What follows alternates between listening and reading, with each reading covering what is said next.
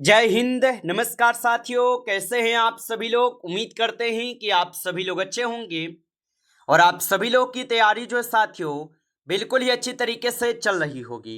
तो साथियों, आज की इस क्लास में हम सभी लोग जो है एसएससी सिलेक्शन पोस्ट एग्जाम 2026 के लिए जो है टॉप ऐसे इंपोर्टेड और चुनिंदे प्रश्नों को जो कि साथियों आपके एसएससी सिलेक्शन पोस्ट एग्जाम के लिए काफ़ी इंपोर्टेंट है। और फाइनली साथियों, आप लोग के एसएससी सिलेक्शन पोस्ट का जो एग्जाम है डेट आ चुकी है।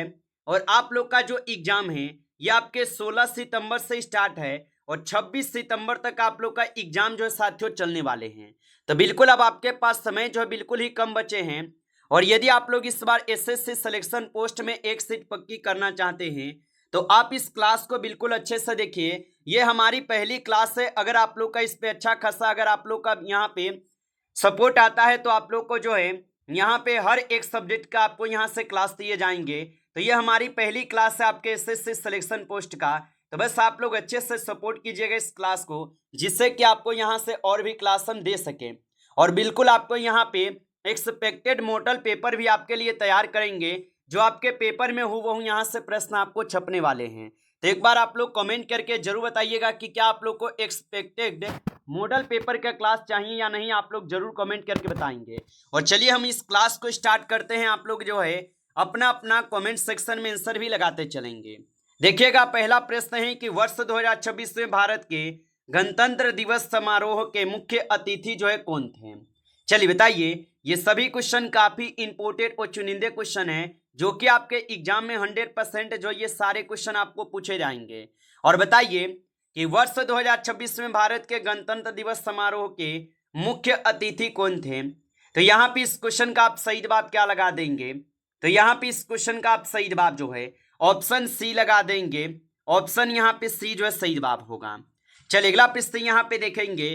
क्वेश्चन है कि वर्ष 2026 में आयोजित शीतकालीन ओलंपिक किस देश में आयोजित हुए हैं। चलिए बताइए। तो वर्ष 2026 में आयोजित शीतकालीन ओलंपिक किस देश में आयोजित हुए हैं। तो याद रखेंगे ये हुए हैं आपके इटली में। ऑप्शन यहाँ पे 20 सही जवाब है, इटली में होगा। चलिए अगला प्रश्न यहाँ पे देखेंगे। भारत का पहला स्वदेशी सेमीकंडक्टर मिशन मुख्यतः किस क्षेत्र से संबंधित है। तो याद रखेंगे, भारत का पहला स्वदेशी सेमीकंडक्टर मिशन मुख्यतः किस क्षेत्र से संबंधित है। तो ये आप सभी लोग के संबंधित हो जाएंगे किससे। तो ये आपके किससे हो जाएगा। तो यहाँ पे सही जवाब ऑप्शन जो है आप लोग बी लगा देंगे। चलिए अगला प्रश्न यहाँ पे देखेंगे आप। फोर्थ क्वेश्चन है, वर्ष 2026 में भारत की अंतरिक्ष गतिविधियों में किस संगठन की प्रमुख भूमिका है। तो याद रखेंगे कि वर्ष 2026 में भारत की अंतरिक्ष गतिविधियों में किस संगठन की प्रमुख भूमिका है। तो यहाँ पे आप लोग का सही जवाब ऑप्शन बी हो जाएगा, इसरो की प्रमुख भूमिका है। ऑप्शन यहाँ पे बी सही जवाब है। चलिए अगला प्रश्न यहाँ पे देखेंगे। क्वेश्चन है कि इंडिका नामक ग्रंथ की रचना किस विदेशी यात्री ने की थी। तो इंडिका नामक ग्रंथ की रचना किस विदेशी यात्री ने की थी। तो यहाँ पे किए हुए थे आपके मेगास्थनीज। ऑप्शन आपका जो है सही जवाब होगा। चलिए अगला प्रश्न यहाँ पे देखेंगे। और यहाँ पे प्रश्न है कि गुप्त काल में भारतीय विज्ञान एवं गणित के विकास से किस विद्वान का नाम प्रमुख रूप से जो है ना जुड़ा है। तो याद रखेंगे कि गुप्त काल में भारतीय विज्ञान एवं गणित के विकास से किस विद्वान का नाम प्रमुख रूप से जुड़ा है। तो यहाँ पे आप सही जवाब क्या लगाएंगे। तो यहाँ पे सही जवाब आर्यभट्ट लगाएंगे। ऑप्शन ए सही जवाब है, आर्यभट्ट होगा। चलिए अगला प्रश्न यहाँ पे देखेंगे।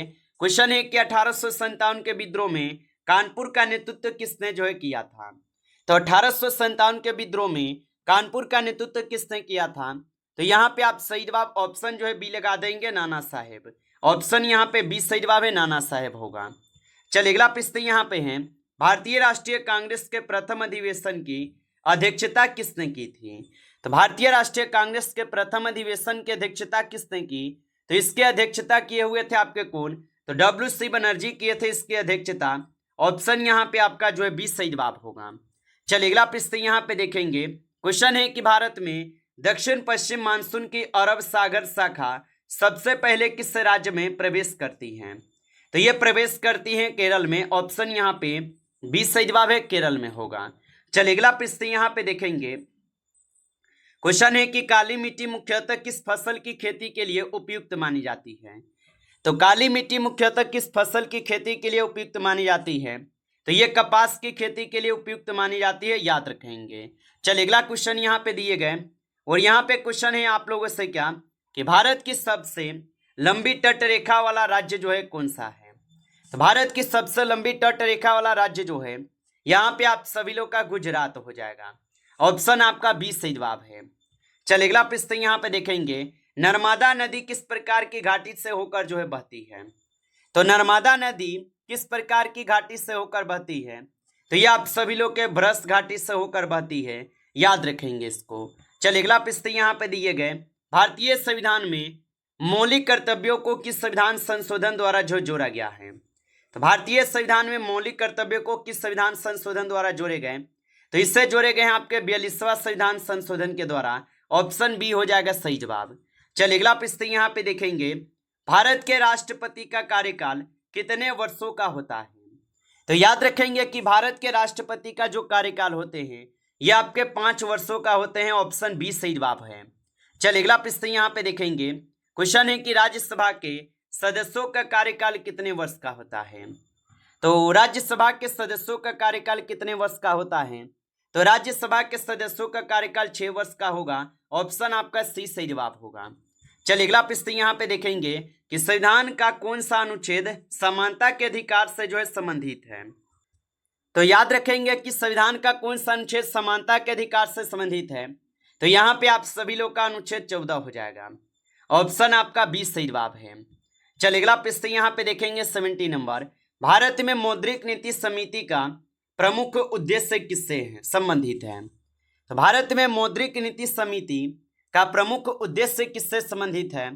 तो यहाँ पे आप सही जवाब ऑप्शन यहाँ पे बी करेंगे, मूल्य स्थिरता बनाए रखना से। ऑप्शन यहाँ पे आपका बी सही जवाब है।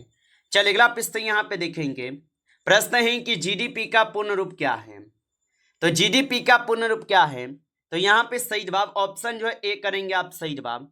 चलिए अगला प्रश्न यहाँ पे देखेंगे कि राजकोषीय घाटा मुख्यतः किसके बीच जो है अंतर को दर्शाता है?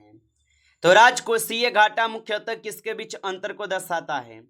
तो ये दर्शाते हैं आप सभी लोग के सरकारी कुल व्यय और उधार को छोड़कर कुल प्राप्तियां को। चलिए अगला प्रश्न यहाँ पे देखेंगे आप, क्वेश्चन है कि भारत में 1 रुपए के नोट को छोड़कर अधिकांश बैंक नोट जारी करने का अधिकार किसके पास है? तो ये अधिकार किसके पास हो जाएगा? तो ये अधिकार आपके आरबीआई के पास है। ऑप्शन यहाँ पे 20 सही जवाब है। चलिए अगला प्रश्न यहाँ पे देखेंगे आप, यहाँ पे क्वेश्चन है कि गीतांजलि के लेखक जो है कौन है? तो गीतांजलि के जो लेखक है इसके लेखक रविन्द्रनाथ टैगोर हो जाएगा। ऑप्शन यहाँ पे 20 सही जवाब है। चलिए अगला प्रश्न यहाँ पे देखेंगे, क्वेश्चन है आपसे कि गोदान उपन्यास के लेखक कौन है? तो गोदान उपन्यास के लेखक जो है मुंशी प्रेमचंद्र हो जाएगा। ऑप्शन ए सही जवाब है, मुंशी प्रेमचंद्र। चलिए अगला प्रश्न यहाँ पे दिए गए कि इंडिया विंस फ्रीडम पुस्तक जो है ये किससे संबंधित है? तो इंडिया विंस फ्रीडम किससे संबंधित है? तो ये आप सभी लोग के मौलाना अब्दुल कलाम आजाद से होगा। ऑप्शन ए सही जवाब है। चलिए अगला प्रश्न यहाँ पे देखेंगे कि भारत का सर्वोच्च नागरिक सम्मान जो है कौन सा है? तो भारत का सर्वोच्च नागरिक सम्मान कौन सा होगा? तो यहाँ पे आप लोग का सही जवाब ऑप्शन डी होगा, भारत रत्न हो जाएगा। ऑप्शन डी सही जवाब है। चलिए अगला प्रश्न यहाँ पे है, दादा साहेब फाल्के पुरस्कार किस क्षेत्र में दिया जाता है? चलिए बताइए। और आप अभी तक इस क्लास को लाइक नहीं किए हैं तो क्लास को एक बार जरूर लाइक कर लीजिएगा।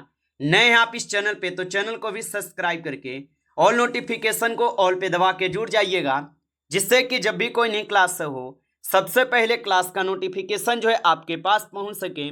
तो चैनल को सब्सक्राइब कर लीजिएगा।